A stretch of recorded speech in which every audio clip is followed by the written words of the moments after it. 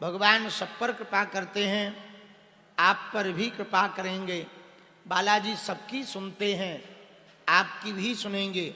भगवान के घर देर है, अंधेर नहीं है, इसलिए बालाजी के चरण पकड़ो और उनकी ही शरण पकड़ो। भगवान बागेश्वर बालाजी बहुत दया करने वाले दयालु हैं।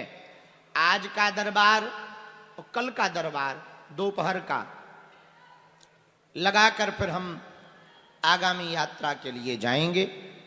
फिर हम आएंगे 12 तारीख को एक दिन प्रणाम करने के लिए धाम पर, क्योंकि यहाँ से 5 दिवसीय हनुमान चालीसा पर जो कथा चल रही है, वो हनुमान चालीसा की कथा गोंदिया जिले में महाराष्ट्र में आम गांव में गाई जाएगी।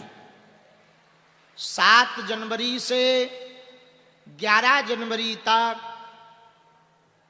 दोपहर 3 बजे से हरि इच्छा तक आम गांव गोंदिया महाराष्ट्र में हनुमान चालीसा में राम कथा सुनाई जाएगी। हनुमान चालीसा मई राम कथा सुनाई जाएगी। और वहाँ के जो हमारे यजमान हैं श्री देवेश ईश्वरदान जी असाटी जी, उनका पूरा परिवार इस कथा का भव्य दिव्य आयोजन करवा रहे हैं। आम गांव के सभी लोगों से, गोंदिया जिले के सभी लोगों से, महाराष्ट्र के सभी लोगों से कहते हुए हमें प्रसन्नता हो रही। 7 जनवरी से 11 जनवरी तक आप पहुंचो आम गांव महाराष्ट्र, हो करो भव्य दिव्य तैयारी, क्योंकि वहां पर आ रहे हैं मुगदरधारी।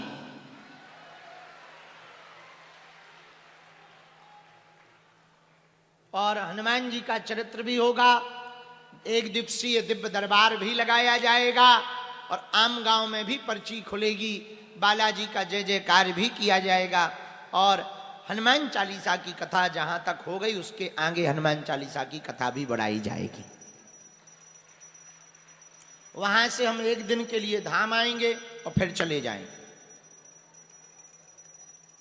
12-13 तारीख को यहां हम रहेंगे। 14 तारीख को क्षेत्र में जाकर और गुरुजी के यहाँ पर प्रणाम गुरुजी को करने जाएंगे, उनका प्रकटोत्सव है। 16 तारीख को हम पहुंच जाएंगे बांदा। बांदा में 16 तारीख से 20 तारीख तक हनुमान चालीसा पर आगे की कथा सुनाई जाएगी।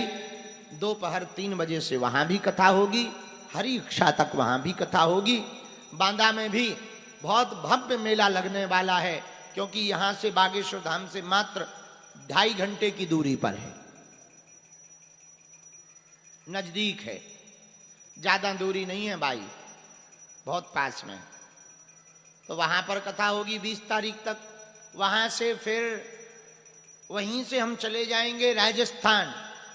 राजस्थान में एक जगह है कोटा, कोटा में एक जगह है रामगंज मंडी, वहां भी 3 दिन की हनुमान कथा करने के लिए जाएंगे।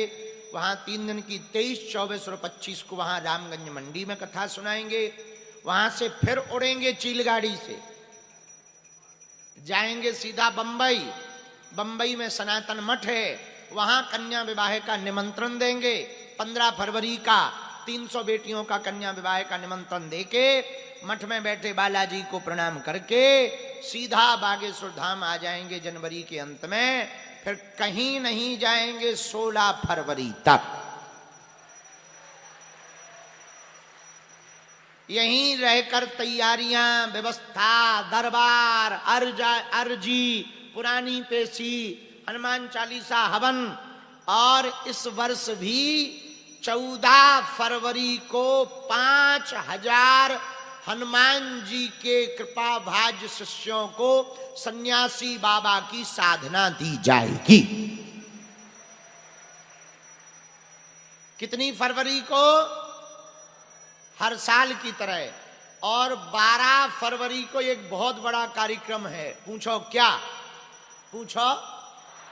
1.25 लाख हनुमान चालीसा का पाठ एक साथ करवाया जाएगा। 1.25 लाख एक साथ 12 फरवरी को। सुंदरकांड मंडल बागेश्वर धाम की टीम तैयारियों में जुट गई है और पूरे देश भर के सुंदरकांड मंडल 12 फरवरी को धाम आ रहे हैं। 21,000 लोग एक साथ बैठकर सुबह से दोपहर 2 बजे तक हनुमान चालीसा का पाठ करेंगे हिंदू राष्ट्र बनाने के लिए। एक साथ 1.25 लाख हनुमान चालीसा पाठ 12 फरवरी को बागेश्वर धाम पर हिंदू राष्ट्र के जय घोष के साथ करवाया जाएगा। हर हर हर हर। अब फिर आ जाएगी 13 फरवरी। 13 फरवरी को मंडप हल्दी है, सबको हल्दी छपेगी 13 तारीख को। और 14 तारीख को है संगीत और बहुत होशियार है। और 15 को है कन्या विवाह। लो हो गया कार्यक्रम। ये पूरे महीने की हमने आपको रूपरेखा इसलिए बता दी कि तुम्हें पता रहना चाहिए कि गुरुजी कहां कहां भाग रहे हैं। बालाजी महाराज के कृपा पात्र बागेश्वर धाम पीठाधीश्वर परम पूज्य धीरेन्द्र कृष्ण शास्त्री जी महाराज का पावन संकल्प। मध्य प्रदेश में छतरपुर के ग्राम गढ़ा में बनेगा विश्व स्तरीय कैंसर अस्पताल एवं रिसर्च सेंटर, जिसकी आधारशिला देश के यशस्वी प्रधानमंत्री नरेंद्र मोदी जी के कर कमलों से रखी जा चुकी है। 200 करोड़ रुपए की लागत वाले 100 बेड के इस अस्पताल में गरीबों का होगा मुफ्त इलाज। ये बहुत बड़ा अवसर है, बहुत बड़ा काम है। संकल्प बड़ा हो, संतों के आशीर्वाद हो, प्रभु की कृपा हो तो समय सीमा में सब पूर्ण होता है। हमारे प्रियजनों, बागेश्वर धाम पूरे भारत के लोगों, अभी तक अस्पतालों में मंदिर थे, अब मंदिर में अस्पताल होगा। कैंसर हॉस्पिटल निर्माण हेतु सहयोग